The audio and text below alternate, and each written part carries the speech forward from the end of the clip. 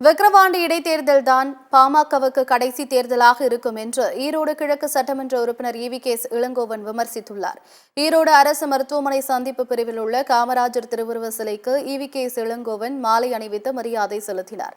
இதன் பின்னர் செய்தியாளர்களை சந்தித்த அவர், விக்கிரவாண்டி தேர்தலில் திமுகவினர் வாக்காளர்களுக்கு பணம் கொடுக்கவில்லை எனவும், ஆம்ஸ்ட்ராங் கொலை வழக்கில் தமிழக அரசு சரியான நடவடிக்கை எடுத்து வருவதாகவும் குறிப்பிட்டார். தமிழகத்தில் இனி மரங்களை வெட்ட மாட்டோம் என ராமதாஸ் கூறினால்தான் பாமக டெபாசிட் வாங்க முடியும் என்றும் ஈவி.கே.எஸ். இளங்கோவன் விமர்சனம் செய்துள்ளார்.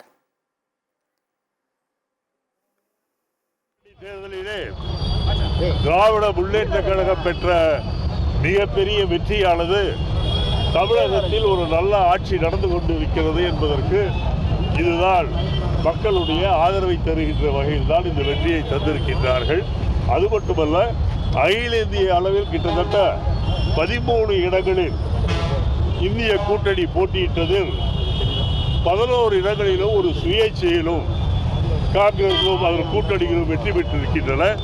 பாரதிய ஜனதா கட்சியை பொறுத்தவரையில் 2 இடங்களில் தான் அவர்கள் வெற்றி பெற்றிருக்கின்றார்கள். இது மேலும் மோடிக்கு விழுந்த இன்னொரு அடியாக நான் கருதுகின்றேன்.